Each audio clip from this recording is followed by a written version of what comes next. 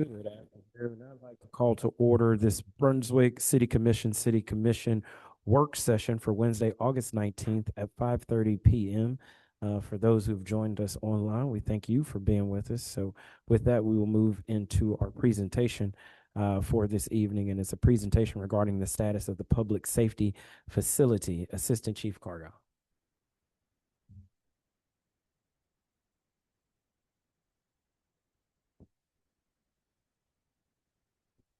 Good evening, Mayor and the Commission. Thank you all for taking the time to review the information we have for you this evening. What we're going to be covering, we know that previously we set up this started the process of identifying the needs. Of course, we already understand the needs for new public safety facilities, but we started the process of more closely looking at what exactly it is we need, not just now but in the future. And we want to take an opportunity to present to you all what we have, the work we have done up to this point, update you to the different phases and the different information that we've gone over, and then use this as a jumping off point if you have any questions up to now. So I'm going to pass this over to Fred and Ian, who are with Architects Design Group, which is the company that we contracted with to do this study. Thank you for being with us, Fred. That he is. Thank you for having us. We always appreciate the opportunity to brief our council. So as Chief Cargill said, we've been working very thoroughly with the team to identify every space necessary in both the headquarters fire station and the public safety complex, as well as looking at all the future training needs for the community. And if we could start, it's opening. Oh, it's still loading, I'm sorry. So the spatial needs assessment is the document that took quite a while. Basically, it is a absolute room by room listing of every space required to provide the functional capabilities and necessary services that you're going to be providing on a day-to-day basis out of these facilities to the community. We think it's imperative that we vet that with the staff. We've done several of these, as I mentioned last time, Mayor, like over 450, but we need the valued input of the staff to work with us, and that's what we've been doing. And so we've gotten input from both the police and the fire departments. We have every space identified. They've had an opportunity to review it. We've even taken it as far as looking at conceptual site planning, master planning, and which unit of each department will be located within what part of the building for the public safety complex. So we're starting to look at functional operational adjacencies so we can make sure that we're making the workflow as efficient for your team as possible for providing those critical services every day. So, well, you can pass it around if you like. These are the two. Yeah.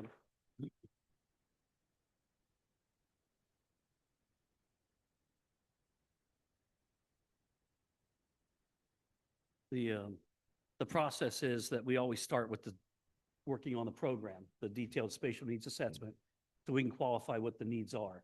And then we start looking at the properties that may be available to us to explore for test fits of how much of can we fit the building as it needs to be on the site and have safe vehicular circulation, especially for the fire trucks and for the police department to be coming and going in a secure environment 24 hours a day. So we like to separate the staff parking from the public parking because they've got weapons in their vehicles. They're out there at 4 a.m, all the above. And then so obviously then we look at deliveries. How are we getting waste management off the site? All the above. It's a very thorough process. And then with that, once we get a site plan consideration that looks to be properly executed and meets the needs and has future growth capabilities, then we move inside the building footprint and we do those operational adjacencies. And what we always strive to do is make sure that the building layout is as efficient as possible, because when it becomes inefficient, that's extra square footage unnecessarily being constructed that the taxpayers of Brunswick would have to put the bill for. So obviously that's a no-no. And we want to make sure that these buildings are as efficient as possible and that the building envelope, the exterior walls, the roof and everything are as tight as they can be. So we're not having a lot of appendages, because exterior walls are expensive. The building envelope, they call that, roof walls, doors, air intake louvers, all the above. As well. Yep. And we also try to find an opportunity, as Fred mentioned, to create even greater synergy between the team at the PD and the team at the fire department. You know, so we put their joint use spaces in the middle so they can share. And we always look for extra joint use and multifunctional space to make sure that we're making sure that space is used and these expensive rooms aren't sitting empty, right? So the planning process, if we could advance, is what we've been working on constantly. Advance. Okay, so you can see on the top, task 1A was the detailed spatial needs assessment. As I just explained, that's been completed. Now, and then we're going to start looking at an optional staffing study if the administration wants us to. And then if there's any grant opportunities, they reinstated the BRIC grant. And I believe I had mentioned that to you all last time I was here. That's the Building Resiliency and Infrastructure in our communities. And this is the type of project that they would typically approve. You all are very low in the floodplain, so we would have to mitigate that factor, which would add cost to the project. But if we can find a site that is not low and is somewhat high and dry, it'd be an absolute thing that we would recommend for consideration. Any additional funding sources that we could help bring to the table so the taxpayers here don't have to foot 100% of the bill is a good thing for everybody. Then obviously we're looking at site candidate identification, and we have a map of the community of all the different properties that we have assessed and evaluated for this presentation. And then again, going into once we settle down on the top 2 or 3 candidates for the properties and the locations in the community, especially for the fire station because of the response times. Then we move into the footprint of the site, and we do an advanced master plan site development concept. We have that to show you this evening. And then after that, as I mentioned, we would move into the conceptual building design, which talks about who's going where in the building, where is the future expansion on the public safety campus, how are we going to stage and do a phase development to address the training needs for both departments, firing range, SWAT, K9, burn buildings, collapsed buildings, hazmat spills, all of the above. And the public safety complex site where the existing fire station and training is can accommodate almost all of it, with the exception of the EVOC course, emergency vehicle occupational course, where you're training them how to drive. And then also, what was the other one that was not going to fit?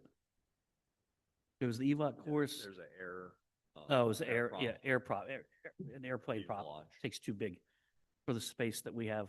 So what we did was we tried to prioritize the training props and what you would need to train your team members and that they would experience most frequently in the community. And then you start to supplement those with expanded training curriculum. This is the copy of the executive summary that shows current need 10 years out and 20 years out. It's in the report. Okay. And then next. And then we started looking, this is the public safety complex site. You can see on the left is where the existing facilities are. And then if we go to the next one, those are the existing site conditions. You can see the area that's not like encompassed in the delineation line. Those are all wetland areas. So as big as that property is, what we're showing in this diagram is that is the developable area. Okay. And then we got the public safety building in the blue. It's a little small to see. The fire station on the end of the public safety complex is in red. And then you're starting to see that's phase 1 of the training props in the back, including the secured staff parking, all the public parkings on the front with direct access into the lobby and the joint use spaces, as well as up to the EOC, the Emergency Operations Center. And then training props in phase 1, phase 2, phase 3, as funding becomes available in the future, we can add, but we already have diagrammed out where they are and which ones would you need to have in operation the soonest based on what you see. And then these are all the properties for the satellite fire station, for Fire Station 1 replacement that we have looked at throughout the community. So it's been pretty exhaustive. And we've gone through each one of these and done a site analysis, analyzing the site size, accessibility, ingress, egress capabilities, adjacencies, what businesses are residential. A lot of times we run into the NIMBY factor, not in my backyard. Everybody wants the fire department right nearby, but they don't want sirens and loud lights at night and things like that. So we have to take all that into consideration because we have to be good stewards of the neighborhood, right? Yes, sir. Others, is that the footprint or is that denote some other variable? Those are the two bigger ones, and the other ones are the two primary sites that can accommodate the needs of the fire station most efficiently. Most of the sites are too small. And most of the sites are not city-owned. Land acquisition costs that drive up development costs too. So we're going to probably experience that wherever we go because the city doesn't have a lot of property. So this is the Norwich site for downtown Station 1.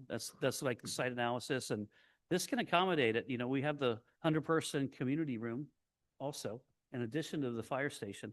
So that would be the community room on the left. You see the box on the left in red? That's the size of the community room. So what we have is public parking out front. We have drive-through capabilities for the 5 apparatus bays. And then we have secured staff parking and training and staging on the top right in the tan box. You can see that. And then the next one is probably the other site diagram. Yeah, this is if we take the additional out parcel, okay, which expands it. Now we've got ample space to do what we would want to do and have future growth and make sure there's adequate parking for the community room and stormwater management areas set aside. And then if we go to the Gloucester site, this is the developed area, the ground around the perimeter, that's the setback requirements. It's a pretty clean site, as you can see. Very favorable. And then again, the community room all to the right, the tan area, that's public parking. So there's ample public parking. This is actually the best site with site size to accommodate all the parking needs, as well as having separation from public parking and the drive-through apparatus space, the rear apron where they train, stage, and clean the vehicles, and then the egress apron out on the Gloucester. So it's this one. Then we have secured staff parking on the side. We could put a training tower on the side of the outside bay, which would give us another opportunity to enhance our ISO status, the insurance rates for the fire department. This is really the preferred site, in our opinion, for planning purposes, because it accommodates everything that's been noted as a requirement or a desire to have, such as the community room on the property. The next steps, I believe, are that we're going to need eventually to narrow down to the site that's preferred by the council and the mayor and the administration. And working with the team, we'll just advance these documents, and then that'll allow us to prepare estimates of probable development costs. So we can show you all the financial obligation and commitment the city would be making to realizing these two important projects.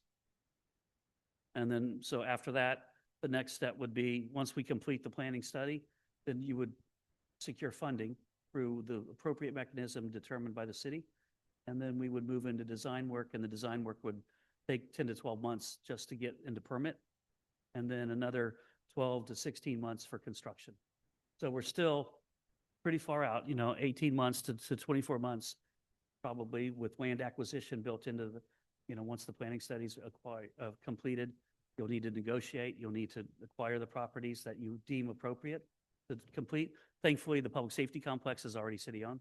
That's ideal. And if you have any questions, that's what, Chief? Yeah.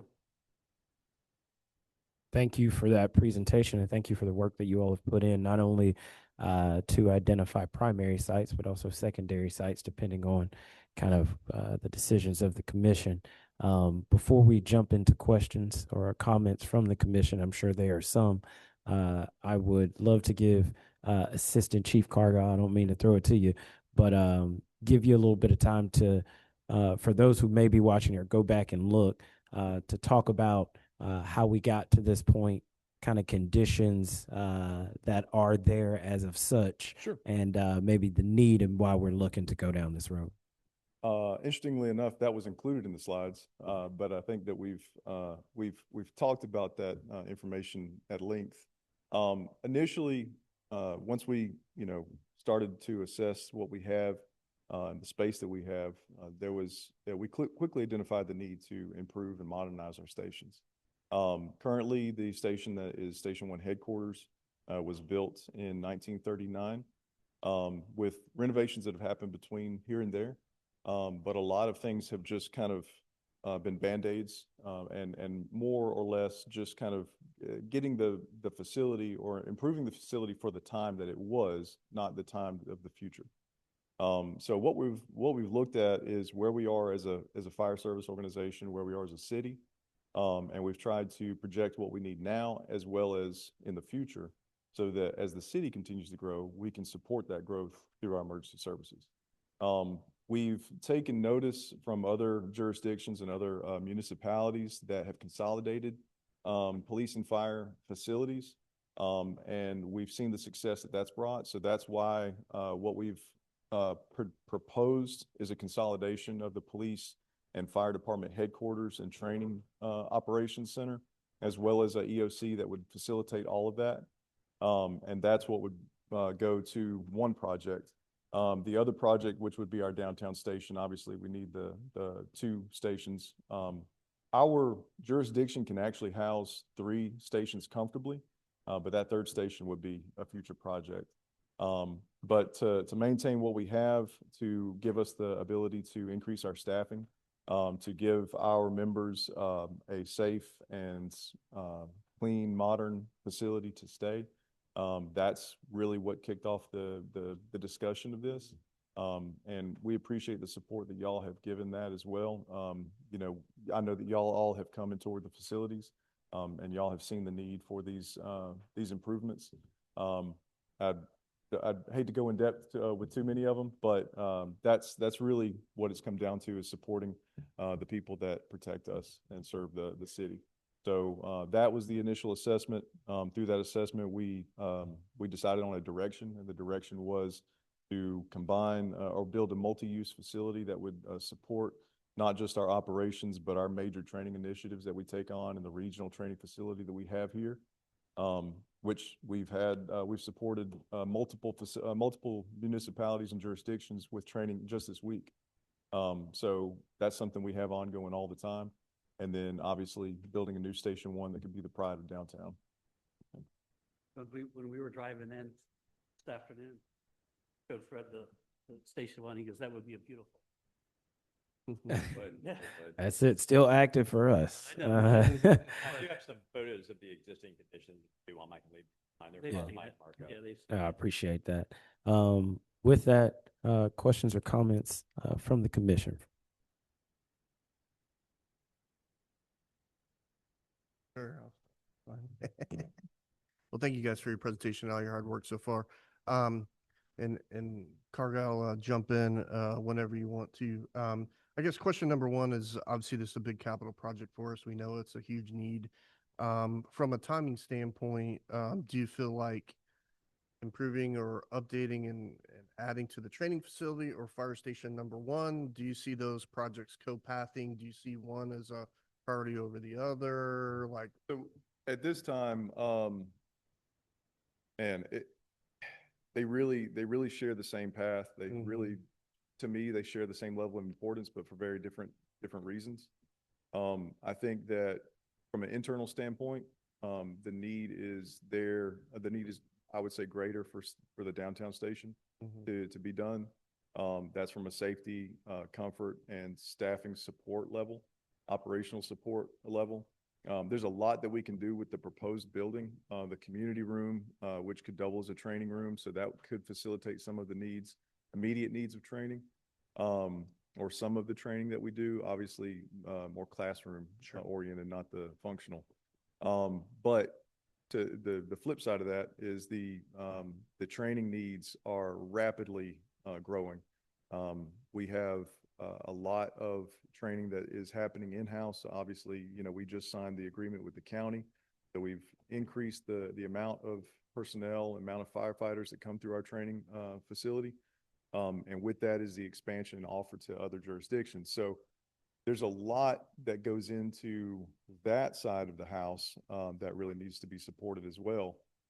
And I worry that we can't support all of our staffing needs with just one project. So, you know, our staffing needs are growing as they are. And in order to facilitate places for them to sleep, rooms for them to sleep in and space for that, really, that's why both of these projects kind of share, a very similar course, and timeline in my, you know, and order of importance, just for very different reasons. At those two proposed locations for the updated station number one, was there any thought behind when selecting those locations of a phased approach? So do we focus initially on a fire station and updated living quarters, et cetera? And then do we have the ability potentially to roll in the other components to those developments? You know, speaking from your experience, gentlemen, does that make sense? Is that out of the realm of what, you know, would it cost us more in the long run? What we have done in the past boils down to when they say it's not about the money, it's always about, fortunately, Yeah. the way the reality of the world is, that money's getting harder to come by these days. Mm-hmm. We've done it where we've added the community space after we got the principal station accomplished to meet that service call requirement, Yep. you know, for the response times. Yep. And that supports the team, supports the function of the station. And then we can add in the supplementals, be the community room, but that's such an asset to have. Oh, yeah. But of course, it comes down to financial time the phase is implemented. So we've done that on numerous occasions. That's easy to accomplish. We would plan for it at the onset, and the parking and all the utility stub outs. Perfect.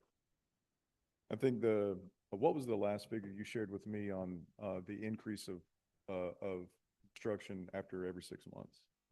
Well, right now it's between 5 and 6.5% inflation. All of our clients that have to kick the can down the road a little, which is many of them, not a bad thing. I mean, it is what it is. Yeah. But we have clients that have waited 15 years, the time that we originally looked at the dollars, now it's $120. Right. And because the communities kept growing, the staffing kept increasing, properties got more expensive, construction values went up. It's every year compounding. You end up, by waiting, we've learned they're paying a lot more and they're getting a lot less than if they hadn't figured out a way to make it work. Sometimes that you can't figure that out because of the other commitments that the communities have to other capital projects. But it seems that sooner you can accomplish these types of projects and then move on to other needs in the community, the better off you are, because these are not inexpensive projects. They're probably at the top of jails, courthouses, and so, but they're built to last 50 years. So our adage is, you do it once, you do it right, and you move on. The project should never have to be modified, expanded, or anything else, unless you want to add a community room until the original debt service has long since. The last question, I'm sorry, Commissioner, I'm taking so much time, but with the training facility specifically, I noticed that there was firing range and those kind of things involved there that would service our Brunswick Police Department. Has there been any discussion with Chief Smith about the fire department's done a great job by bringing in outside agencies, partner with other agencies to help offset some of our costs and frankly be a revenue stream, right? So has there been any discussion on the police side with bringing other entities in for training, you know, with this new facility? Yeah, so we have a standing meeting right now with the public safety entities, myself, and the police department. Chief Heron, Assistant Chief Heron, is actually their representative for the police, and he's joined us for those meetings that are regular now. That was a conversation we actually had last week. So our last meeting, which was 2 weeks ago. So we'll be looking at that. That has been, that bug's kind of been put in their ears. And I think that that's something that they will take a look at as well. Obviously, I'm not super familiar with the ability for that or capabilities there. That would be a law enforcement. Sure. But yes, that's been something that we've discussed with them. Thank you. Often a conversation.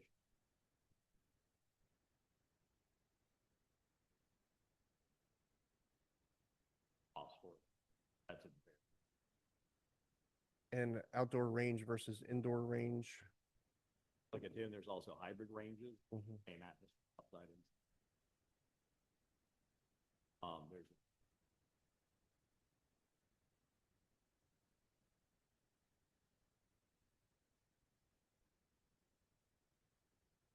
A lot that's driving the factors around the range, with the conversations we've been a part of is the fact that it is, our areas for development are near residential. So we want to make sure that that noise level is low. As Ian said, we're being good stewards of the neighborhood. They allow us to operate in their backyard and we appreciate that. We want to show respect for that. And we have examples of indoor ranges in the county that, Correct, you yeah. know, obviously meets the noise ordinance. Right. I think the public in general is familiar with those, or at Yeah. least have seen them. in Indoor our ranges community. don't pose an acoustical issue. we have Yeah. one right now, 85.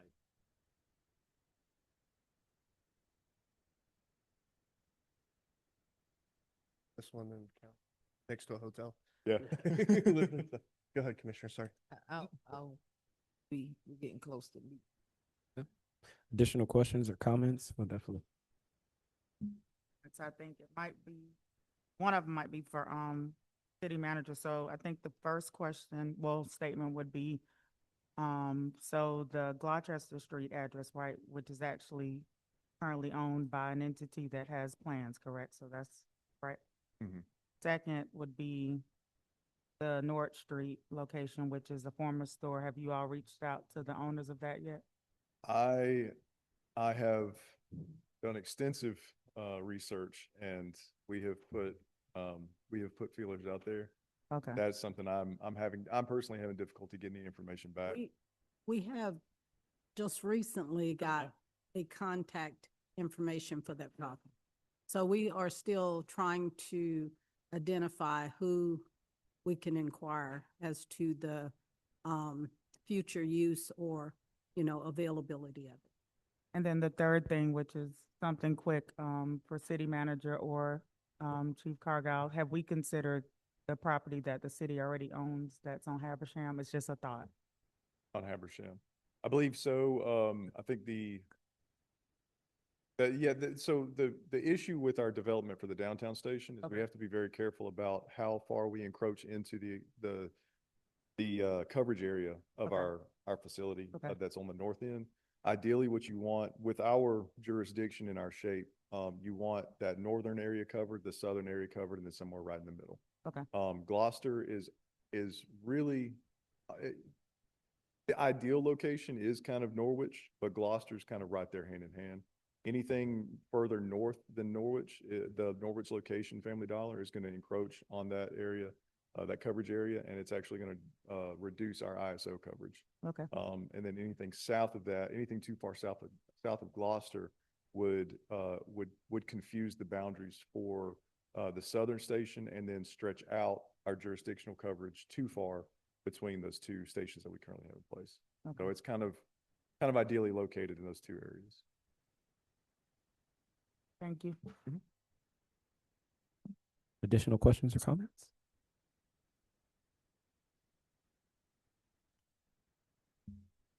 Seeing none, say thank you all for the work that you've done and the information that you've given us, and we look forward to continuing to work with you all, furthering the process. Thank you, Commissioner. Thank you. Thank you, Mayor. Thank you, everybody.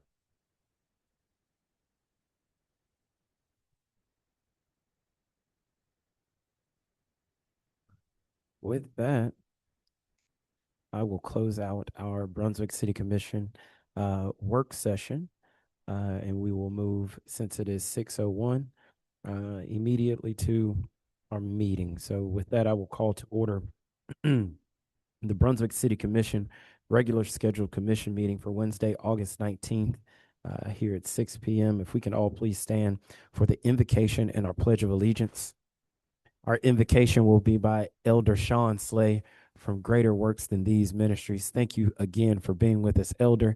You did an amazing job at Pastor Mutchinson's 30th, or not 30, I think it was 39th anniversary. So it was great to see you there.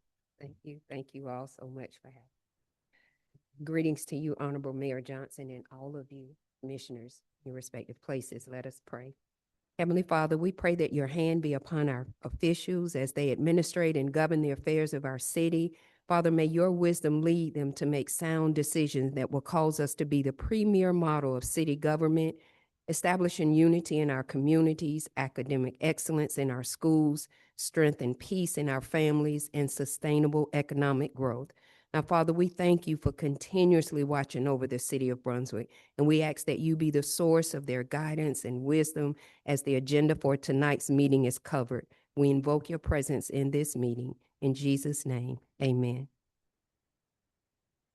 Pledge allegiance to the flag of the United States of America and to the republic for which it stands, one nation, under God, indivisible, with liberty and justice for all.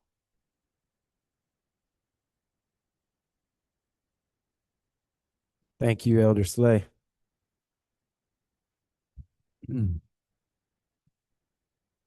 that, we will move on to the approval of the agenda and the adoption of the August 19th, 2026 regular scheduled meeting agenda. Is there any addendums or subtractions? Mr. Mayor, I have one addendum. Yes, sir. Make a motion to defer item number 5, appeal of a new alcohol license for Cork and Barrel located at 4501, Altama Avenue until our September 16th commission meeting. Hearing the first, do I hear a second? Hearing the first and the second, all those in favor show by the usual sign of aye. Aye. All those opposed, the same. Hearing none, the motion passes and the item is removed.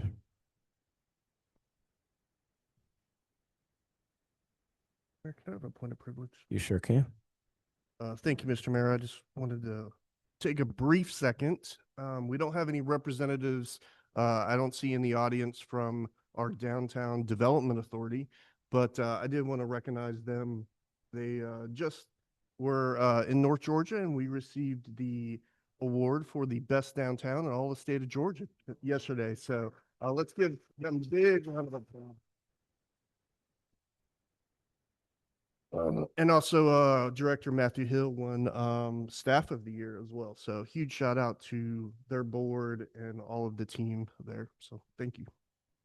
Thank you for that. An amazing job to our DDA and the staple that is Matthew and the work that he has done to grow our downtown corridor. That is amazing. With that, we'll move on to public hearing and finance. City of Brunswick proposed 2026 millage rate. City Manager McDuffie.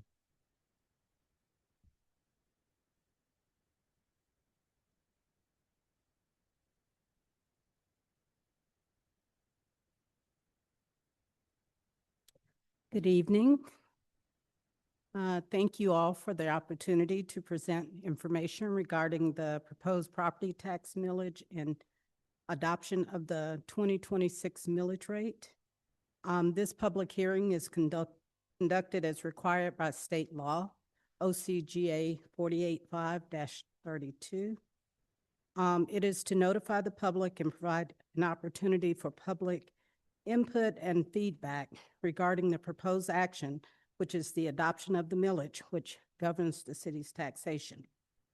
The 2026 digest consists of $547,615,858 of assessed value of real and personal property.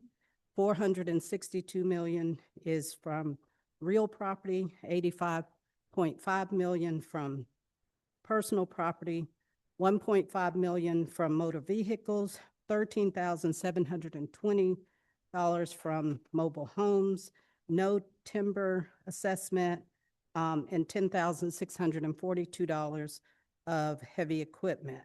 The gross millage for this year is $549,150,850, which is reduced by our exemptions, which are $49,680,533. Our exemptions did increase by $29 million, which is a 41% increase in our exemptions, which leaves a net digest value of $499,470,317. This millage rate equates to 33.82 mills, which is rolled back by our sales tax of 20.6 mills, which allows us to approve or propose a millage rate of 13.219, which is the same millage that we've had for the past 12 years, excuse me. The millage rate, digest decreased a little bit by just a 0.1, which is a very, very small decrease. Even with the large amount of exemptions, which were, of course, based on the HB 581 and the Home Act exemptions that the city approved for homeowners in our community. If you calculate the millage with these changes, the millage would be 13.537, but that's a calculated millage that is required by the state.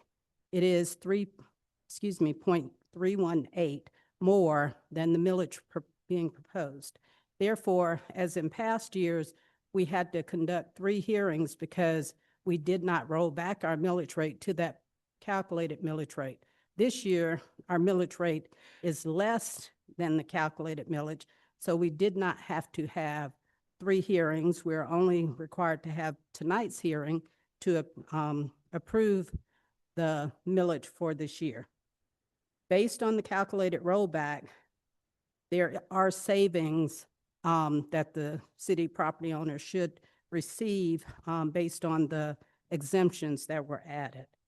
The fiscal year budget was approved based on the 13.21 mills with the projected revenue of 6.4 million. The actual projections based on the millage, the assessed value is 6.6 million. So we're right within our budget for even with the exemption. So I was very pleased and proud that our budget is within the proposed and projected revenue. Again, the millage assessed digest value of 499 million is only 0.1% higher than last year. And I am recommending the 13.219 millage as proposed be approved. And with that, I'll take questions. Wow.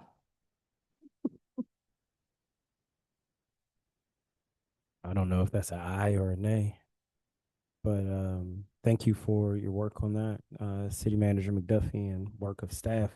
We will open it for questions and comments from the commission. I just have one quick question. You said that there was, or there is a decrease or an increase in the exemptions aside from what the city has done and the House Bill 581. Yes. Were there any other contributors?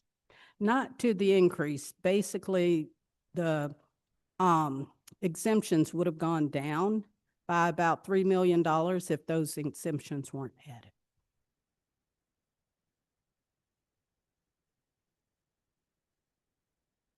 Additional questions and comments?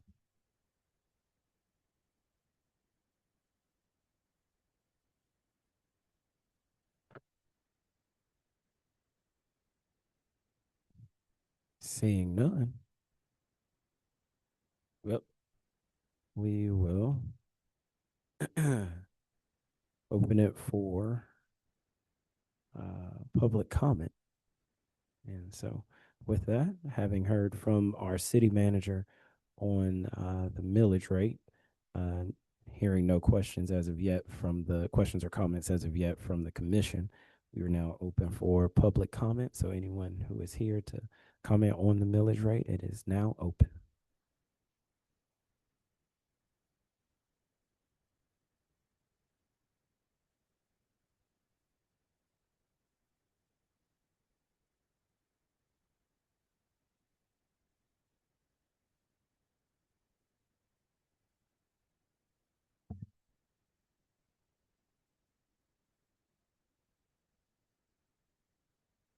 Seeing no one, we will close the public comment period. And city manager, anything else for us? No, thank you. Okay, any other questions or comments before city manager steps aside? I have a quick comment. I've been on this DIOS for several years now, and I am proud to be able to say that we have not changed our millage rate in some time, but we have been able to increase services, capital projects. There's a lot that has been accomplished without our having to increase our millage rate. So I know that there's always some concern about that. But one thing I can say about the city of Brunswick and those that are on this DIOS with me now and those that were on the DIOS with me in prior years, we worked diligently not to have to increase our millage rate. And we have been successful in being able to do that while still accomplishing high levels of service, some having some questions and concerns, but overall, not having to increase that millage rate and to be able to increase productivity as well as the services that are rendered to our citizens. So I am grateful for that. Thank you. Could not say it any better. Any other questions or comments? Hearing none. Thank you, city manager. Do we need Need to? a vote to approve the millage. Well, Okay. we'll do I- that, not now. I'm Yeah, sorry. I was gonna say, I see it on items to consider. No, good. No, you're okay. With that, we will move on to regular public comments. City Clerk Atkinson. Jack Daniel.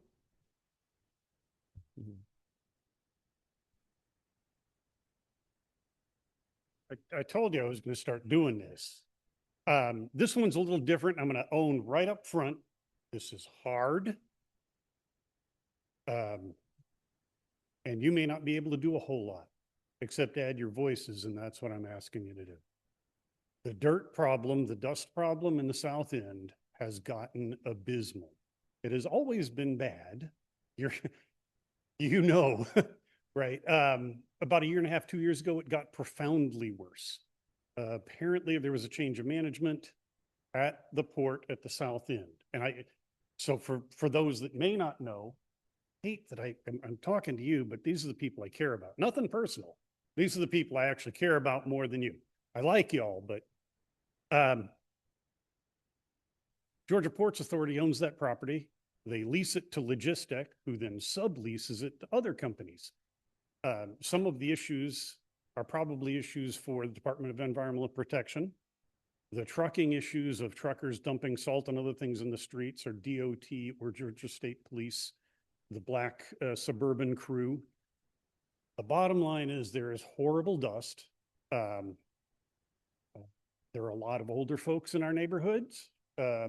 And also something worse, we have the middle school over there. We have student athletes and band members sucking up not just sawdust and dirt, but ground peanut shells, whatever the oily or rubbery substance is.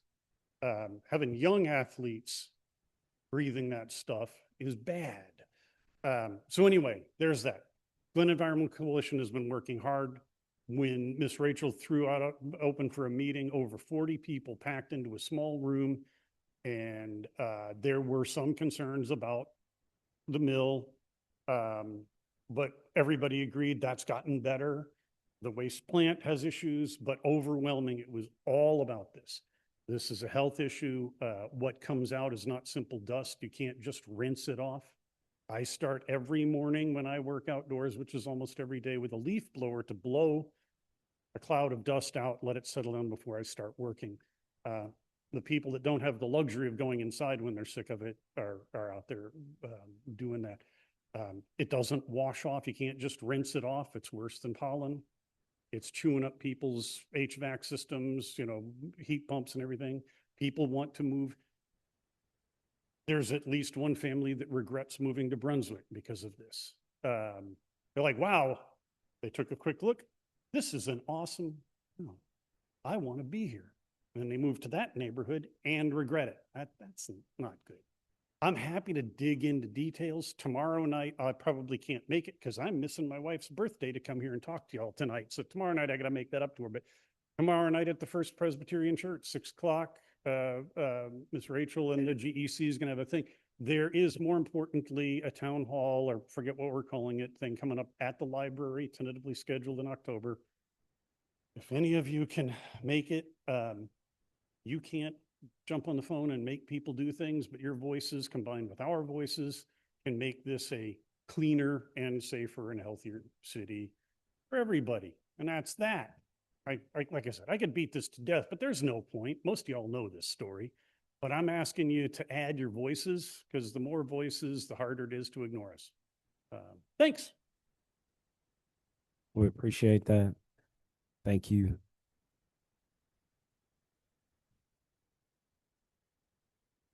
You sure can. With that matter and the things coming from logistic, Chief White, are you able to lend something to that? Because this is not a new problem, that we've experienced these things with logistics. And I know that we now have some leniency in being able to do inspections, because of your authority. So can you lend something to that, how that's looking, what's Yes, ma'am. put in place? We've met with them several times on similar issues. As y'all know, the fire department has had issues with them a couple of times on major incidents. And we were deputized by the state to be able to monitor that system with them. And during the last few years, we've been able to improve that some. What has happened is the plant has actually sold twice in less than 2 years from the original owner. And each time it sells, there's a process of trying to get back into who's going to answer to the problems. And the dust issue has came up a couple of times. And I've worked with Garrow, and I've worked with Logistic to put in some sprays, truck washes. When the trucks go in and out, they wash up under them to keep some of the dust down. We got with DOT about getting onto them about putting the tarps on the trucks, because the dust is actually coming, the majority of the dust is coming from the semis that's coming in and out of the plant. And those are coming from other areas. The inside the plant, we monitor the buildings and make sure that they clean those buildings, because some of the fires have been related to the dust buildup.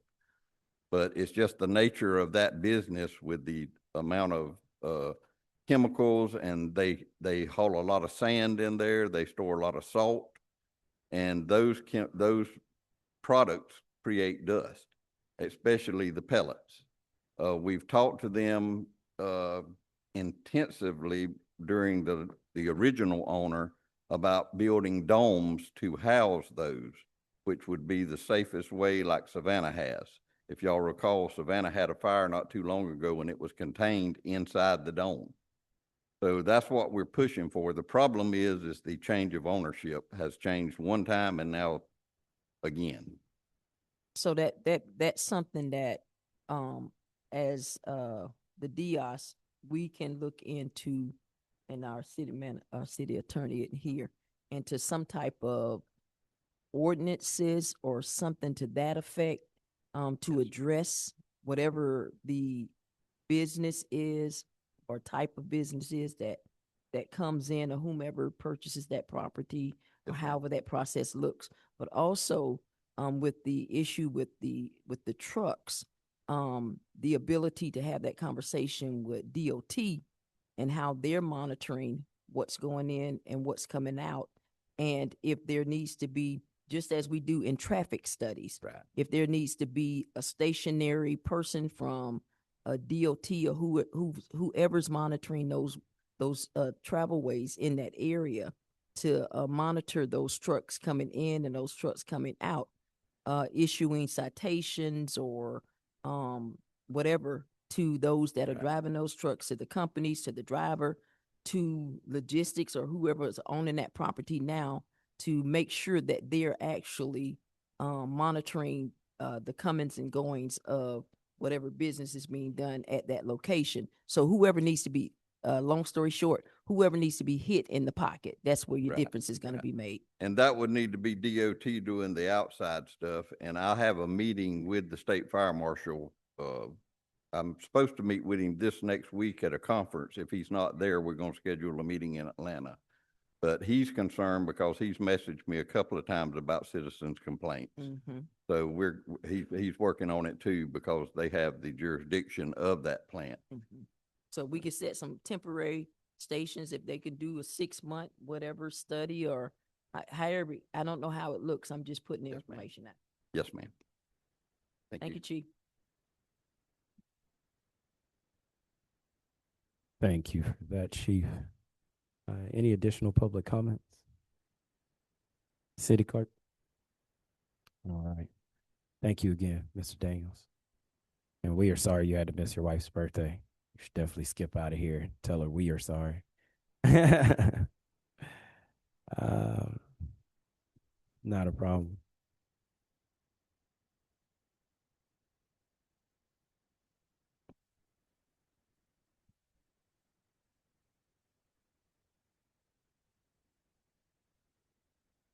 With that, we will move on to recognitions, presentations, and awards.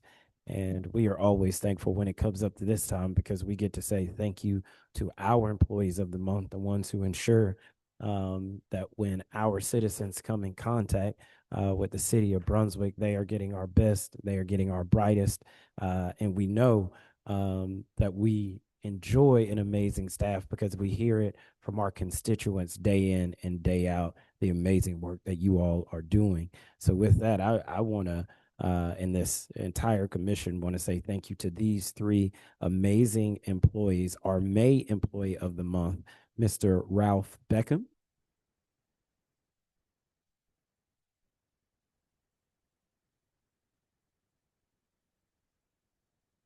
Come on up. We're going to take some pictures here.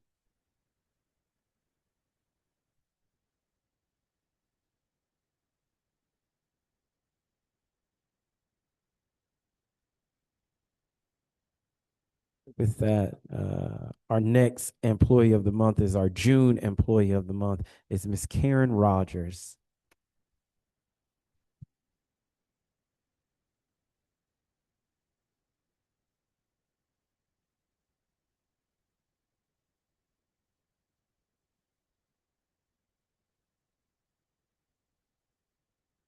And our last one that we're doing is our July Employee of the Month, Miss Aisha Session.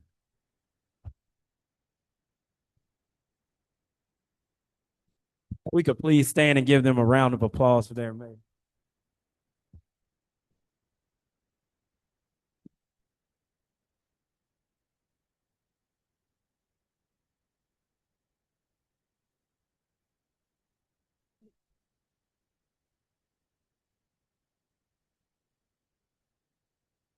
Okay, we're gonna take a few, so just keep smiling.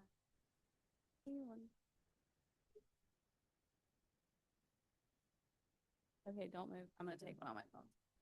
Listen, I do this because it turns into a video too later. Okay, perfect.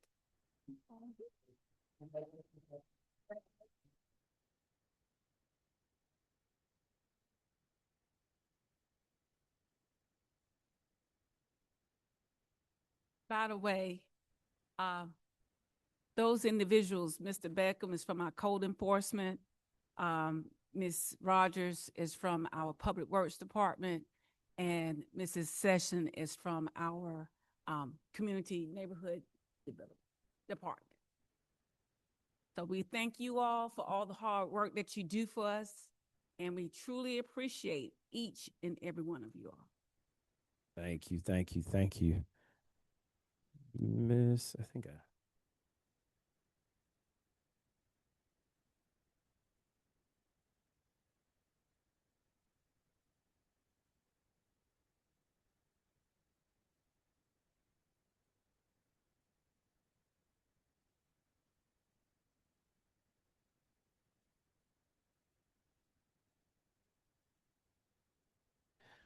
with that, we have a presentation of resolution 2026-04 for the commendation of city staff in their assistance with the Brantley County fires.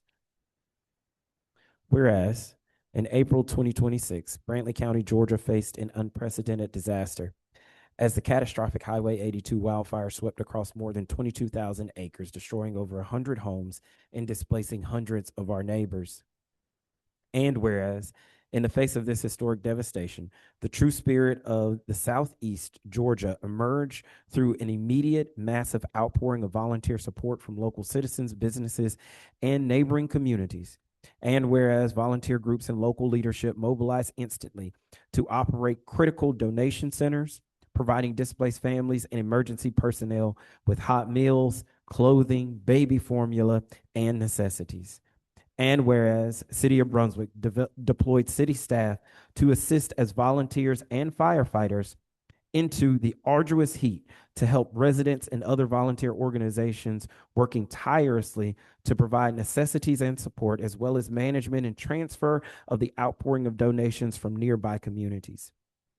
And whereas certain City of Brunswick departments stepped up and stood at the ready with a contribution of labor, machinery, or equipment, and more specifically, the following organizations and individuals shall be recognized for their efforts: the Brunswick Fire Department, under the leadership of Chief Tim White and Assistant Chief Lawrence Cargill; the Brunswick Police Department, under the leadership of Chief Angela Smith and Assistant Chief Ben Herring; and the Brunswick Public Works Department, under the leadership of Director Garrow Albertson. In addition, the individual efforts of the following city staff are recognized: EMA Coordinator Alec Eaton, EMA Specialist Rachel Green, IMG Leader Chelsea Hill, Facilities and Maintenance Technician Brer Harrell. And now, therefore, I, Cosby H. Johnson, Mayor of the City of Brunswick, along with my fellow commissioners, do hereby offer our deepest gratitude and highest commendation to every volunteer, organizer, donor, and citizen who selflessly gave of their time, resources, and labor to aid in the response and ongoing recovery of Brantley County. So resolved, this 19th day of August 2026, upon motion duly made and seconded by the mayor and commissioners of the City of Brunswick, we hereby recognize our City of Brunswick staff and their assistance to our Brantley County neighbors and to the communities of the Southeast. With that, I will open it for a motion. Mr. Mayor, I'd like to make a motion. I move that we approve the resolution 2026-04 for the commendation of city staff and their assistance with the Brantley County fire. Hearing a first, do I hear a second? Second. Hearing a first and second, all those in favor show by the sign of aye. Aye. All those opposed, the same. Hearing none, the motion passes. And with that, we are thankful.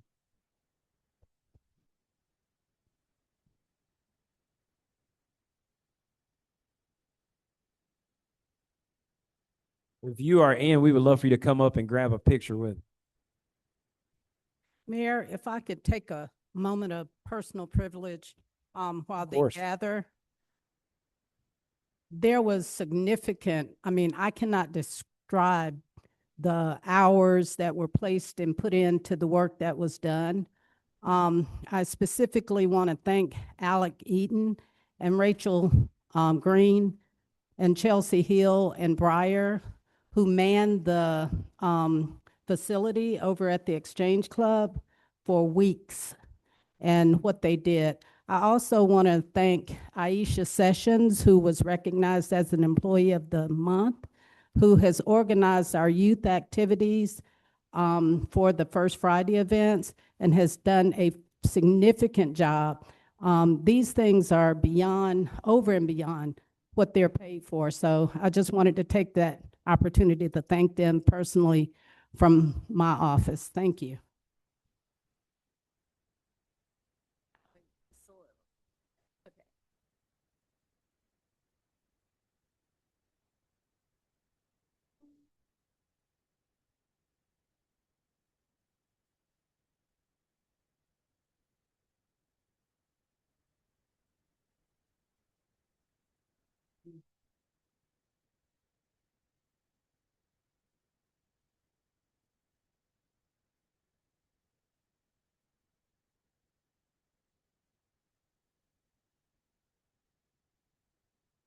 Thank you for that. With that, we are working Chief White. Or nope, this is Alex. So we're not hitting Chief White back to back. We have a departmental update from the fire department and EMA. Mr. Alec Eaton will come up and do that for us. But before we do that, I want to take a moment, again, of personal privilege from the mayor and the commission to say thank you to Colwell Banker Access Realty. They made a donation of upwards of $2,000, almost $3,000, $2,771.70 to be exact, and made it payable to our Brunswick Fire Department and their Knock for Life program. And so I want to take a moment and say thank you, because we don't do a lot of things in our community without private sector partners and citizens being involved in the mission. So I want to take a moment and thank them and their donation to our fire department.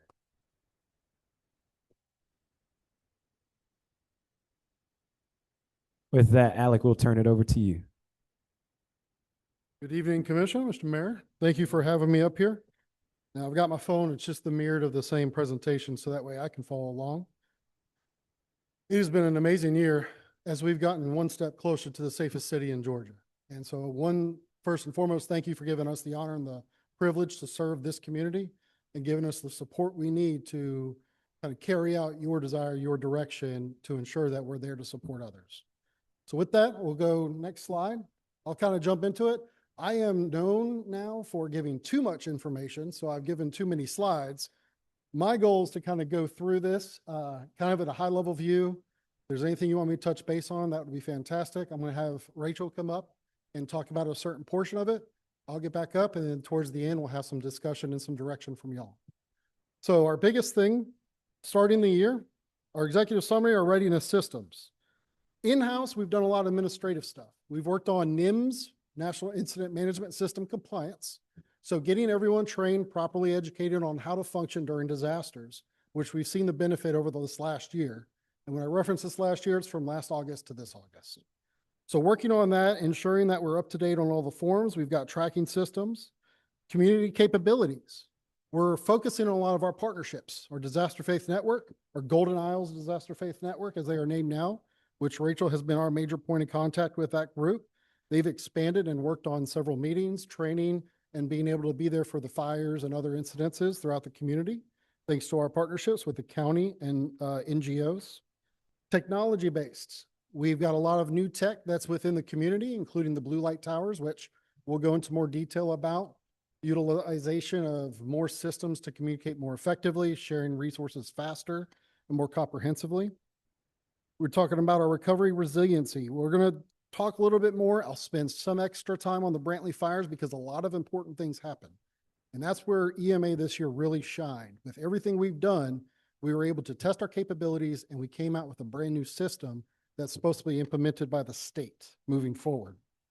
And so our program is moving relatively fast. We're very fortunate in the partnerships we have, the grants that we're able to receive, and the support from y'all to implement these programs. The next slide. And if you guys ever want to go back, review this, email me, set up a meeting, we can go into more depth about a lot of these things. So one of the big things, we've received our Storm Ready. That was a big deal. That helps with our community service rating, reducing insurance, helps with our ISO rating.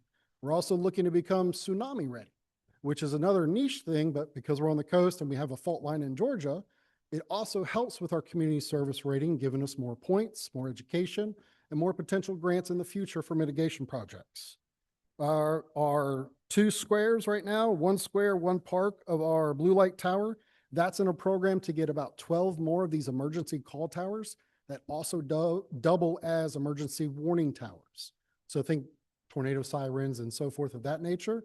We have those capabilities.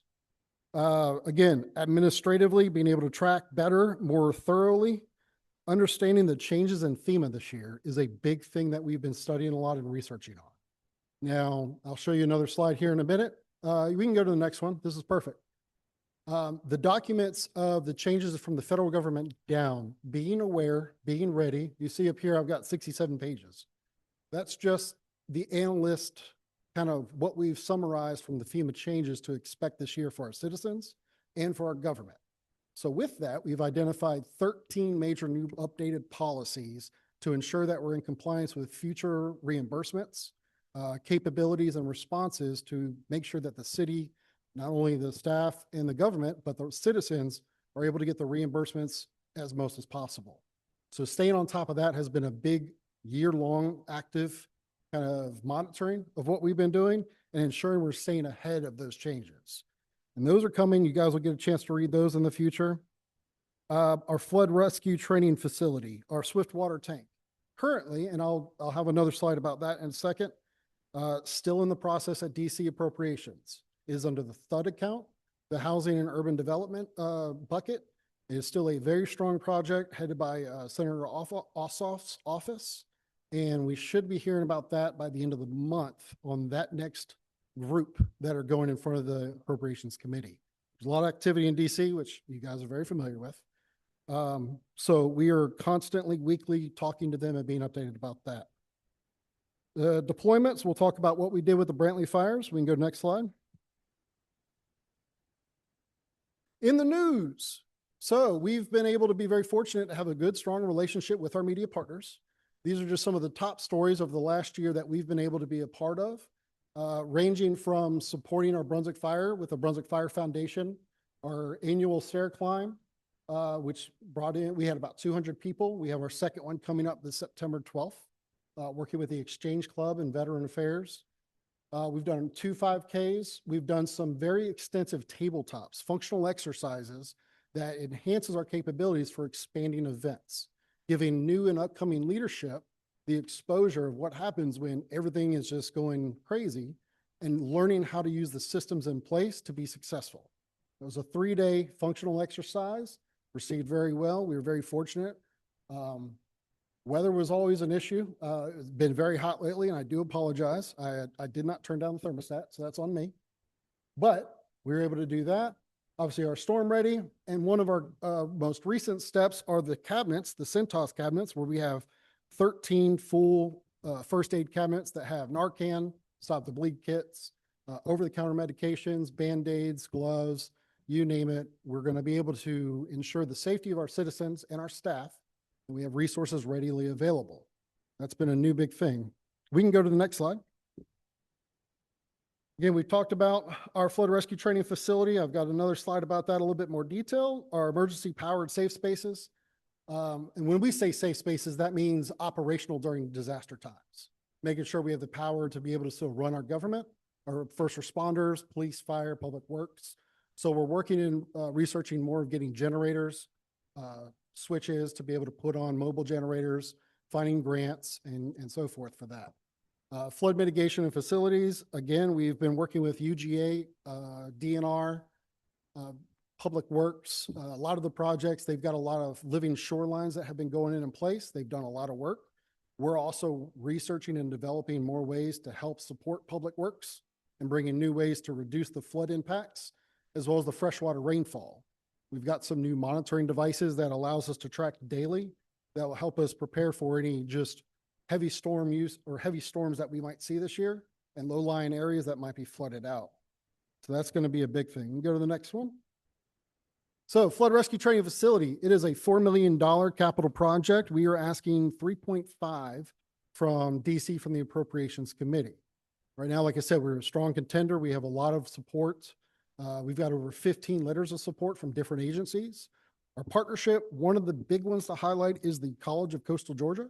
They are heavily invested in the long term, developing new degree programs, potential new facilities on site, supporting the education long term, and investing into our training facility once we have established our flood rescue training facility here locally. That's been a big push. We've been excited about that and moving forward. We can go to the next slide. Blue light towers. This is a picture of the second one we just recently did. And please correct me, the new name from Orange Park. Okay, yep. Say it one more time.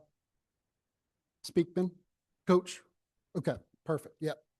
I'm still getting in the habit and updating. We were able to get a grant from GP Cellulose for $17,000 to install this one. It is up and operational, and it is a 24-hour monitoring. It's got access directly to 911, as well as the one that's over in Mockin Square. Again, we're going to expand this to get about 12 more spread throughout.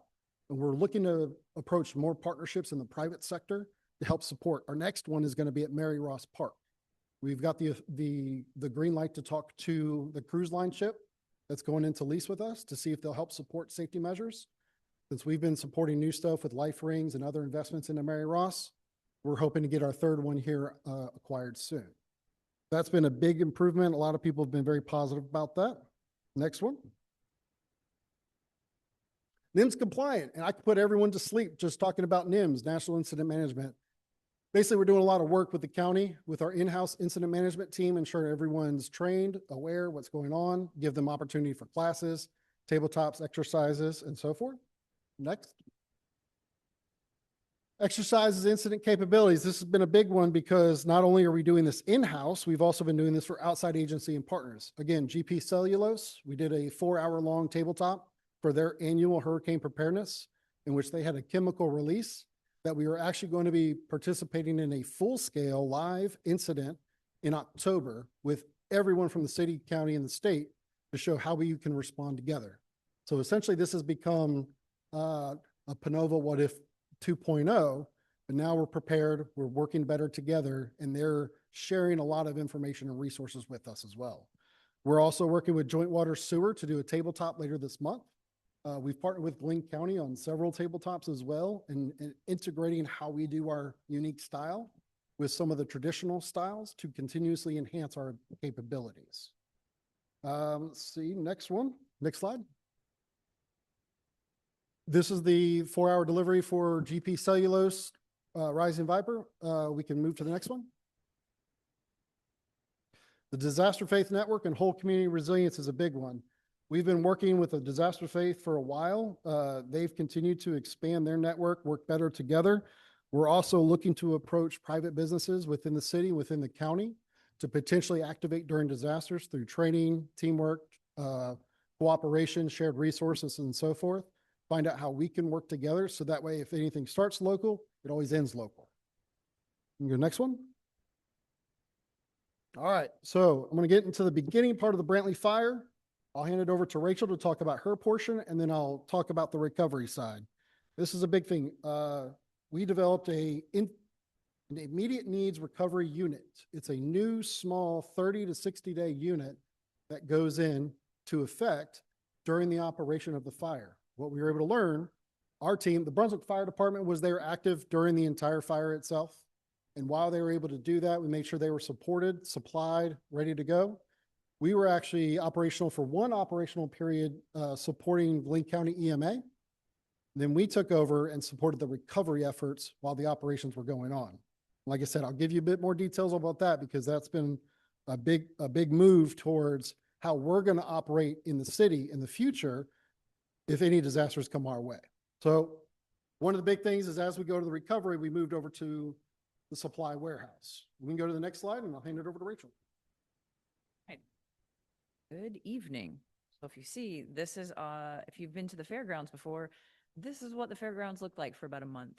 And that's where I lived for about a month as well. And the fairgrounds are not air conditioned. So just keep that in mind if you would. And this was such an important thing. I'm glad we already thanked and appreciated everyone. I'm going to do the same thing because really you can't appreciate people enough for their hard work. My part of this presentation is to highlight the phenomenal work that went on behind the scenes in Brunswick during everything that was happening at the Highway 82 fire. I had the great privilege of working alongside Chelsea Hill, who is Brunswick's housing manager by day and our planning section chief by other day, same day actually. She did a dual role. She organized with the Exchange Club of Brunswick to use the fairgrounds as the donation management warehouse for the fire recovery efforts.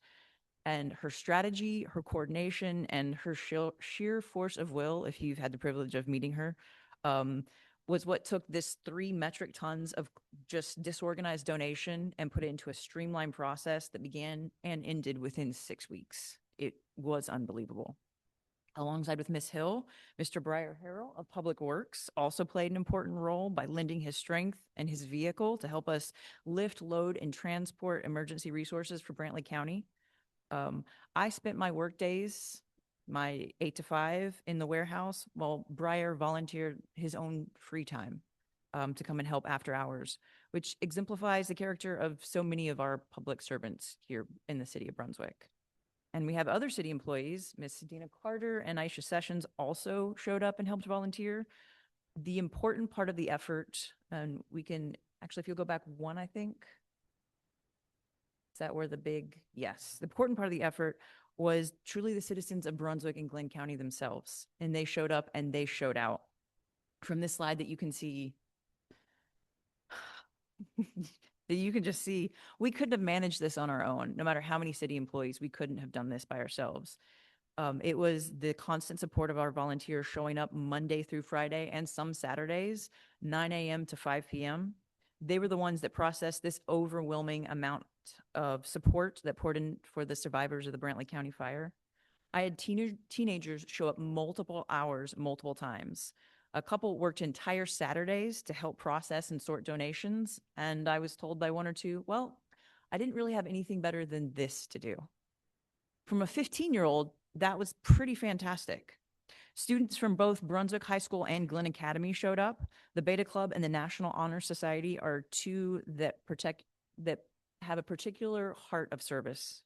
We had other community groups and nonprofits, and even our local animal rescue groups were all strong supporters. And if there's one group of citizens that deserves to be highlighted, it's our retired citizens, particularly our women over the age of 60 who showed up and were the strength and the bulk of my workforce.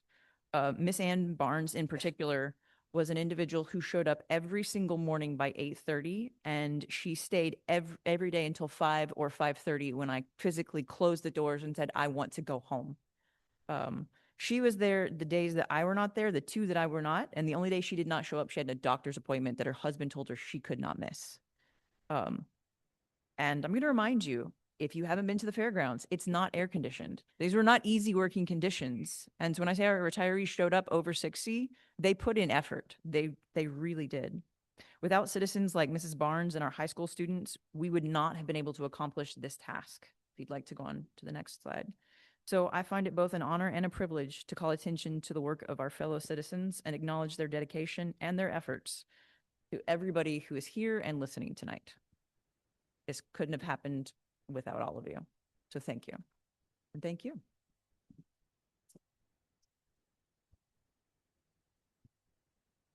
Mayor, can I just say, I went by the facility while they were working over there, and those bags and bags and bags of clothing, they actually sorted to sizes, kids, adults, 8-month-old children. It was incredible. So just as Rachel said, can't thank them enough. Thank you. And that aspect supported Brantley so much that they were able to support their community almost twice over.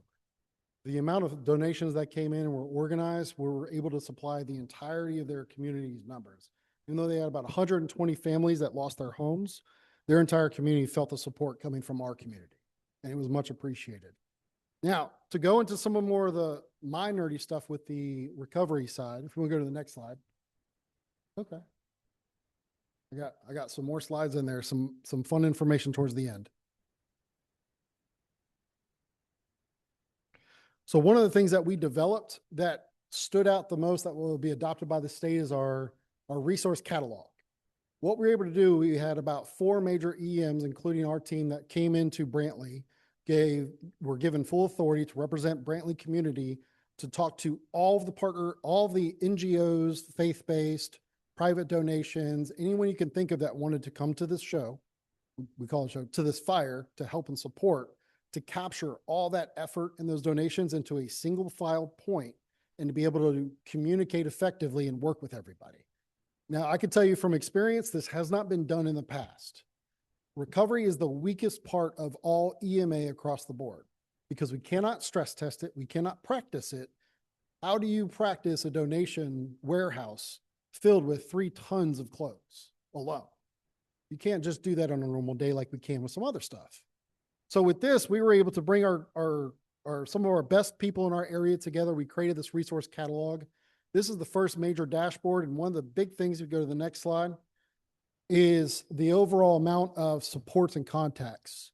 Now, out there, we were able to get about 60 contacts documented. This ranged from Southern Baptist to Samaritan's Purse, Seventh-day Adventist, all Kiva Case, several community members here, hundreds of thousands of dollars being poured into support that we're able to funnel into Family Connections to make sure that the long-term recovery gets supported and build out all these resources, not just for people, but for pets and families and livestock, as well as where people can go for homes. Your next slide. Now, there was an update. This was taken from an old number. Mayor, you said earlier, it was 22,000 acres were actually destroyed out in Brantley County. And this was a 3-county event. Brantley had the most devastation with about, in total, when everything was done, 120 homes affected, 112 completely destroyed and lost. And we were able to, because of our recovery efforts, we were able to get boots on the ground within the first week of the operation of the fire being contained, which means we were able to service these 112 with getting state insurance.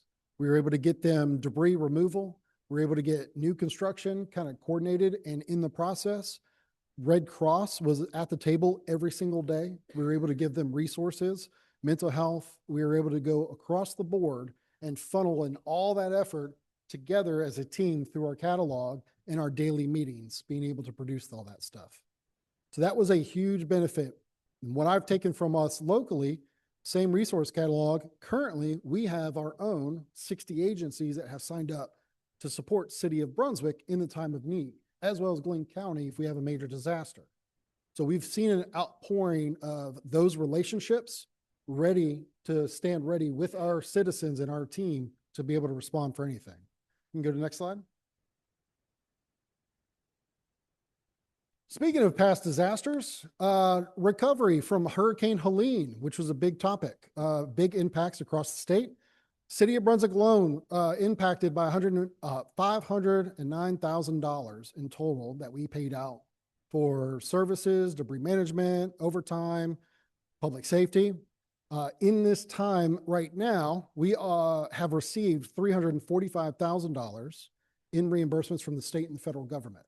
And this is a mix because this was a unique reimbursement process, a mix between the 75% we get from the federal government, the 12.5% that we got from the state. And there was a little caveat in the middle of that.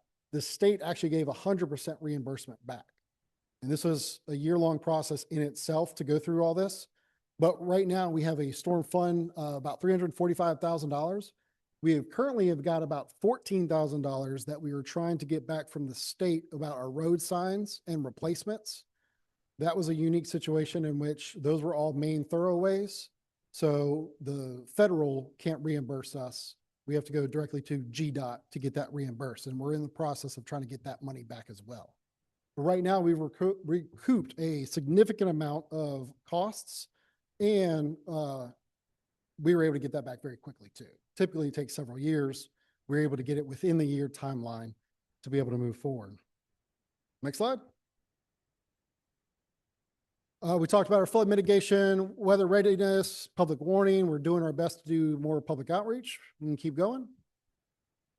Next slide. Future, what we're working on next. A lot of MOUs, memorandums of understanding or agreements. FLETC is one as far as matching what the county has got as an MOU, as far as support staff, training, and housing during disasters and events to be able to utilize their property. That's in process. They've also have come out and instructed us and done a 300 class, several other classes to make sure that we're in compliance and ready to go.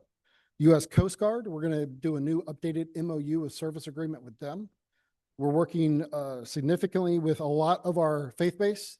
Our local partners are in development. And again, with the college, we're also talking about developing more credentialing and degree programs, not just for EMA and all that, but for our fire service as well. So they want to expand in partnership with us, utilize our facilities and our instructors to be able to create new fire science degrees and basically become a feeder program locally and create new avenues of careers that we can be firsthand a part of. Next slide. Policies, everyone's favorite to read during night. Again, we are pushing through. We've got that updated. We can move forward. Next slide. 12-month action plan, again, continuously finding new investments, finding ways to get new grants. We've received a $12,000 grant from Norfolk Southern, $17,000 from GP Cellulose. We are looking into the firehouse subs that go quite often. We're also going into the state and federal grants as well as the DC appropriation grants for future investments. And continue. In our 5-pillar summary, that's basically how we operate under the 5 pillars of communication, preparedness, mitigation, response, and recovery. We just want to ensure that we are continuously maintaining the mission, goals, and objectives set onto our department by making sure that we're responsible, where communications are effective, that we're forward-thinking, and we're working every day to be diligent on enhancing our partnerships. And last slide is where we get to discussions and direction from the board. Wonderful, wonderful. Thank you for all of the work that you all have already done and putting it in a way that we can digest it and see the work that has been done over the time since we've last heard from you. With that, I'll open it up for questions and comments from the commission. Got 2 real quick ones, Mr. Mayor. And I'm glad Chief White is in the audience too. Two quick things. I know we brought this up when we were listening in our work session about the new training facility and enhancements there. I want to know if we've had any discussion with FLETC about using their driver training track for training. That's number 1. And then number 2, I was, able to witness the fire that we had at the marina a few weeks ago, and was, I guess surprised is a good word that nowhere in Glenn County we have an active fire boat that's readily available. I would love for us to take the initiative to be the leader in getting with the Port Authority, getting with Glenn County, and getting with our other partners to say, where do we get the resources and who's in charge? Obviously, I don't think we have a staff or a place that we would want to house it, but DNR and the Coast Guard have a dock very close to us, and it would only make sense that would be housed there. And I think our federal partners would look to support, that as well. So I'll put those 2 things on your list, on your radar. Absolutely. Happy to do so. Thank you. Yep. I know it was a lot I threw out there. I'm sorry. I just want to say thank you, Alec and Rachel, for all that you all have done and are doing within our EMA, representing us very strong. I have seen your passion, and I really appreciate both your passion as well, Rachel, and I really appreciate it very much. Thank you both very much. And thank you, Alec, for all of the weather updates. So I try to take them and I take them and then I put them out there for the community as well so that they can know kind of what's going on. So thank you for that. Absolutely. Thank you. Yeah. My last thing I'd like to say is I'd like to congratulate Rachel in her first year of employment with us. She has already obtained her state certification as a registered certified emergency manager, which has been over 12 courses. She's been diligently creating a network up there throughout the state and other EMs throughout the community, making herself established. And I'm just very proud of her. So I'd like to give her some moment of recognition and thank you.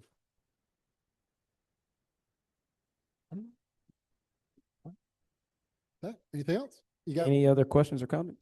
Just thank you. Get outside. Yes, ma'am. We appreciate it. Thank you, Alec. Thank y'all. Thank you.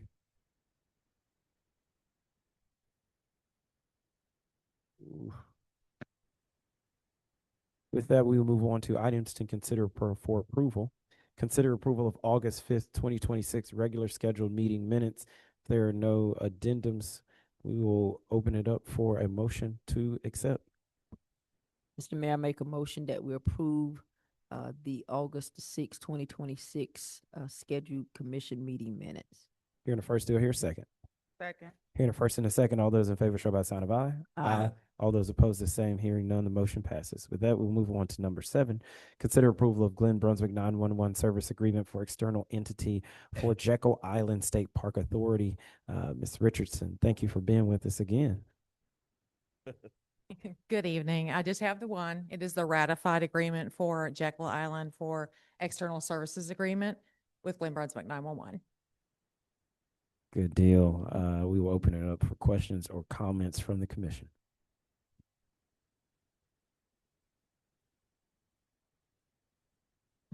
I want to rush by to know we had any I questions. only had to remember one.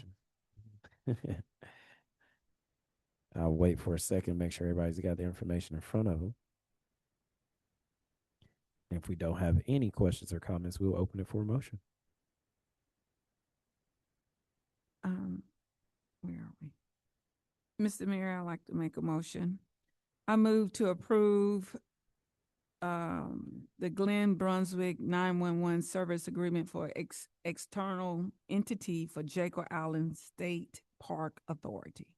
Hearing a first, do I hear a second? Second. Hearing a first and a second, all those in favor show by the sign of aye. Aye. All those opposed, the same. Hearing none, the motion passes. Thank you. Ms. Thank you. Richardson. Have a good evening. With that, we will move on to number 8. Consider approval of master service agreement number 29048 between the City of Brunswick and MCCI LLC / Just FOIA FOIA Incorporated. Assistant City Manager Berquist. Good evening, Mayor, Commissioners. It's always a pleasure to be able to stand before you. Tonight, I'm bringing forward a contract approval request for records management software. Government transparency is a core fundamental right of the people who we govern. And when applicable, the government has the burden to produce these records and information in an expeditious manner. Within the City of Brunswick, the City Clerk's Office maintains our records management or our open records request. And it's kind of a grand central station, if you will, for all the requests that come in to the city. They go from the clerk's office and then are dispersed into the departments in which they need to go to that we need to gather the information. They come back to the city clerk where they finish going through those records for redactions and edits before they go out to the requester. So as a city, we've grown, and as such, the open records requests have grown as well. And they've essentially become routine. It is a wide range of requests that we get, from emails, text messages, phone records, personnel files, disciplinary actions, and other records.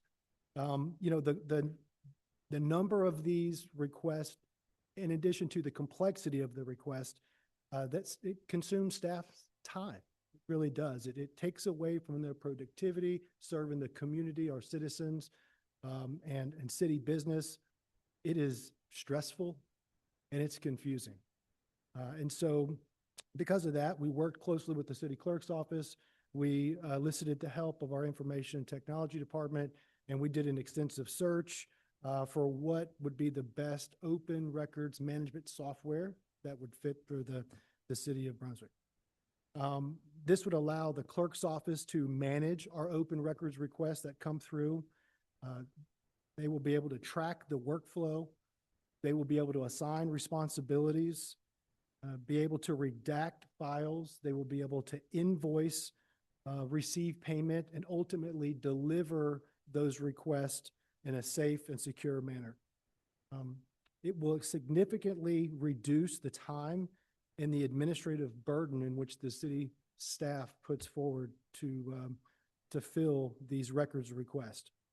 At the end of the day, after a lot of going back and forth and reviewing all of the information, we decided that Just FOIA was the right company for us. They are an industry leader in records management. So what you have in front of you with the packet that was presented is the contract for Just FOIA. It's a one-year contract. That contract has been approved, vetted and approved by the city attorney.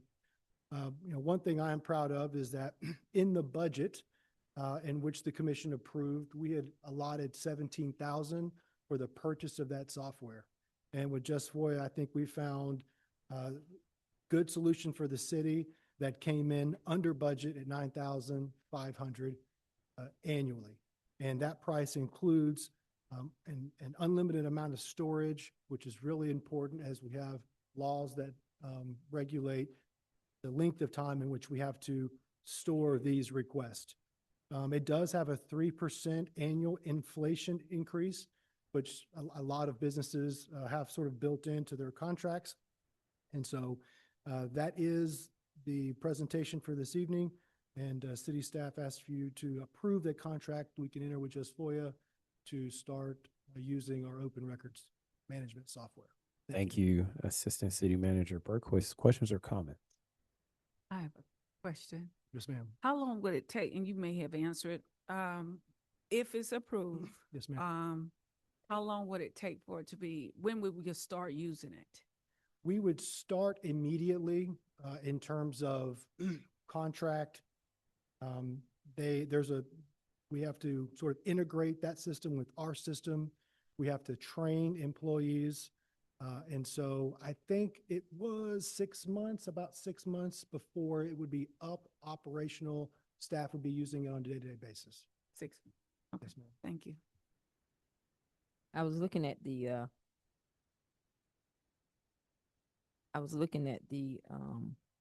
terms, the term of the contract, and it says 1 year. It's 1 year, yes, ma'am. Why is it 1 year? Is it that you're testing the software first, or to see the results, or? Not necessarily. Some of the providers we went to, or some of the businesses did provide a 3-year contract. I think for us, yes, going into it, we wanted to make sure that we had a chance to use the software to make sure, did what they said they were going to do. We like the platform, and then, could move forward from there if we wished. Okay. 5% recurring service fees. It has an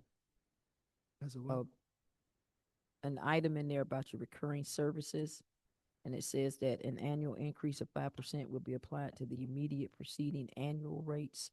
That is if you renew it. I'm sorry, I didn't mean to interrupt you.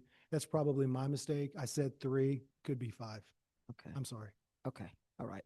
And then my last question, what impact will it have on the cost of securing these records now that you have the software? It was a certain cost per page or per whatever the request was. What's going to be the impact on those fees? Well, are you talking about the fees that we're incurring, the way in which we're doing it now? Mm-hmm. I think it's going to make a major impact. The way it works now is we get some of these requests that takes our staff employees, hours, and trying to manage that with their other day-to-day jobs. Some of these requests have taken up to a week. So, I mean, 2 or 3 hours a day over a week, and that is the salary of that employee. In that department, it's the lowest paid hourly employee of that department. But you add up that over time, and then you do that every day, and we're doing that every week. I mean, it adds up to thousands and thousands of dollars. Okay. I think the cost benefit is not only going to be beneficial, but the productivity frees up our staff to do other things. I weigh that as a cost factor, right? So not only the dollars that we spend, the productivity that we will get back to focus on city business. And then I don't know if you can put a price tag on just the stress and the anxiety that these things cause our employees when they're under the gun working, trying to get these things produced, and those essentially, you've got 3 days to answer that initial request. And we try to get these things done as fast as we can. So just that stress and anxiety that goes into preparing these large requests. I mean, I can't put a dollar amount on that when we take that burden off our employees. Okay, so let me step back on my question. Yep. There's a cost associated with doing this on Yes. our end. Yes. That's the question I'm asking. What is the impact on the cost of our servicing these requests? Yes, that we charge the person that's making the request. Okay, I see what you're saying. Yes. We charge the individuals based on the time that it takes the employee that we feel, for example, if it's a $10 an hour and it takes them 3 hours, then we can charge the person who's, filing that request. We could charge them for that $10 per hour for 3 hours to make them pay to offset the cost that we get from incurring that work. if that Okay. makes sense. Okay, I'm with you. Thank you. ACM. Yes, ma'am. So really with this first year or this 1 year contract, we really only have but 6 months of working to see if all the bugs are out or working through the kinks. Am I correct? Yes, ma'am. Because I thought the about, first 6 months, we training. Mm. And then the second half of those 6 months, we actually see getting our money's worth. yes, ma'am. I did think about that. I guess the one thing that I found is no matter what company we went with, that same lead time is the same. It's consistent. So we're sort of losing out on that initial setup and training time, no matter which way we went. So I guess in some sense, it's just the sort of how it works out that we've got to sort of incur that up front in order to get the program up and running. Thank you. Yes, ma'am. Additional questions or comments? Hearing none, we'll open it for a motion.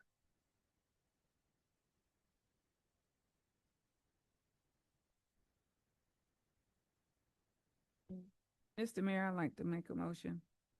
I move that we approve the master service agreement 29048 between the City of Brunswick and MCCI LLC, Despoia Incorporated. Hearing the first, do I hear a second?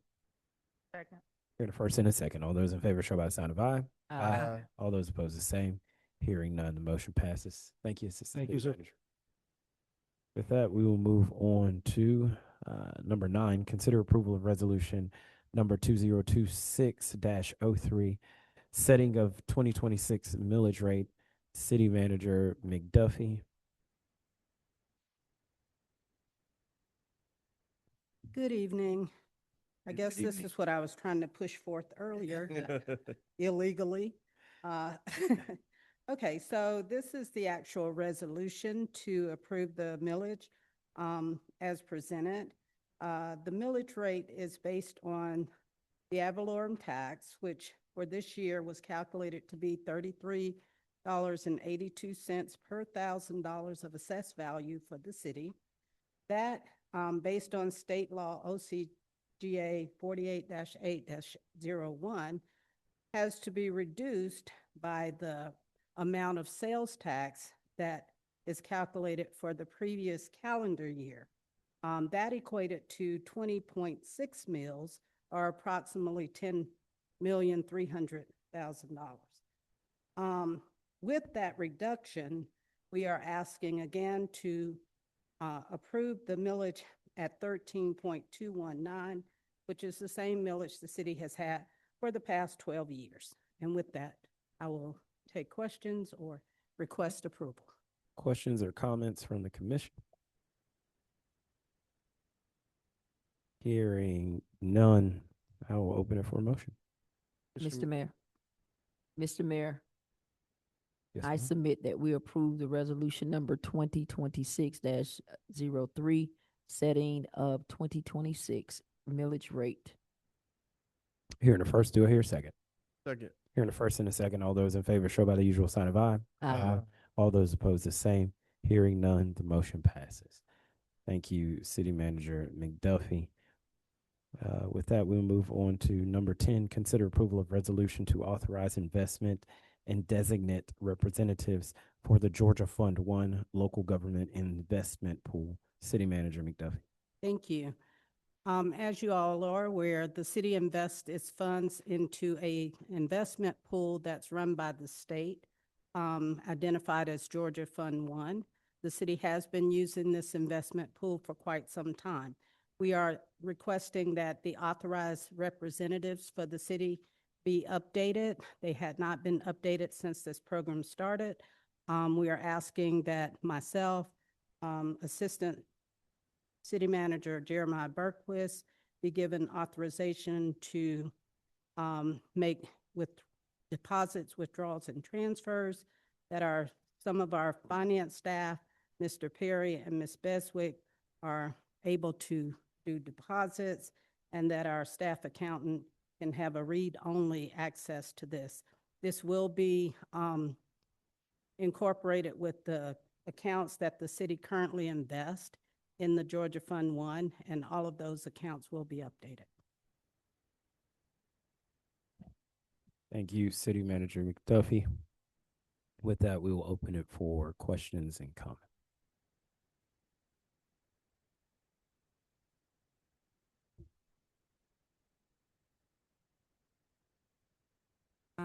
The document we received, we have 11 sub-accounts. Those are investment accounts, or 11 individual sub-accounts within Georgia Fund One. Yes. Okay. And they are basically sub-accounts, or it's just, they have their own individual account? I'm gonna just use stormwater, okay? Can you talk to us about that process?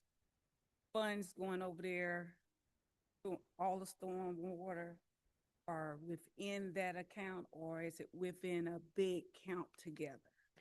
It's currently within an account together, and we keep track of those monies in the Georgia Fund One, where every account, basically, it changed by the withdrawals and deposits, and we keep account for that. Plus, we allocate the interest based on those balances in Georgia Fund One.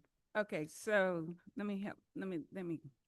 But previously, we have been transferring only through the general fund, which we basically take money through the general fund and then allocate it to the Prime South accounts. Okay, so for example, on our resolution sheets that we have, it says Bank 3 or number 3. The bank name is Prime South Bank. And then it says the account title is Norwich Street Common. Right, but Okay. if you would not disclose our account numbers. Okay, no, I'm not gonna Okay, say the account thank you. numbers. These is titles. Thank you. And so what we do is transfer money that's assuming that we are getting more funds for Norwich Street Commons, okay?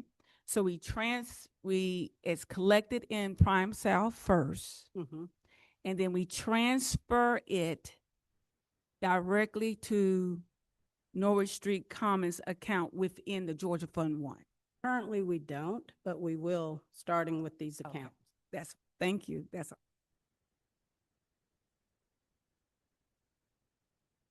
Additional questions or comments? Hearing none, we'll open it for a motion. Mr. Mayor, I'd like to. Mr. Mayor, I'd like to make a motion. I Okay, think go ahead, go Lance ahead. had it open.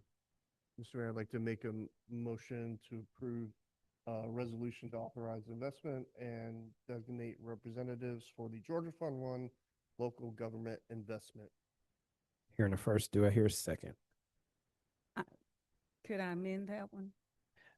His motion has to Okay. fail first. I just want to make sure, unless he's openly accepting an amendment to his motion. And so it would be open to, if you are accepting amendments to your motion, that is fine. But if you want your motion to stand and there is a second, then we have to vote on it.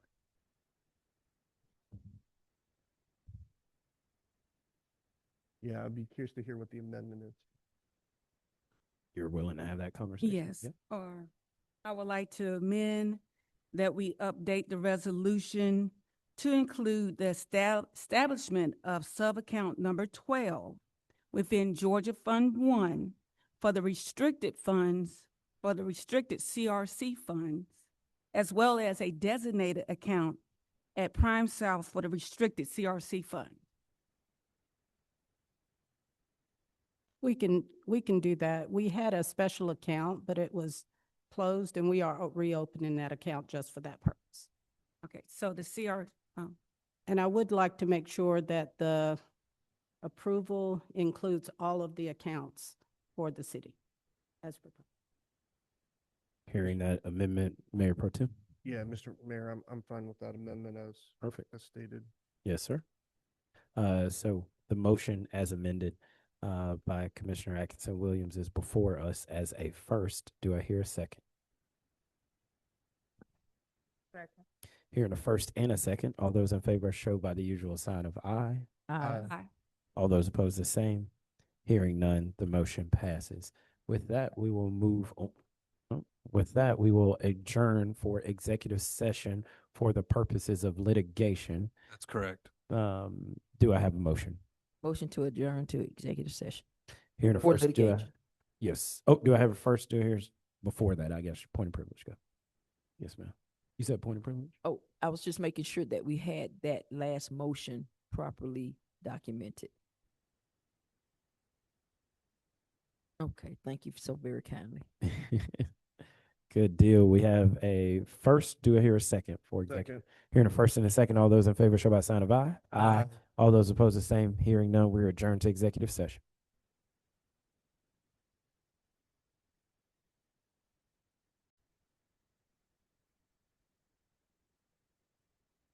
We are back from executive session, and we do have a motion.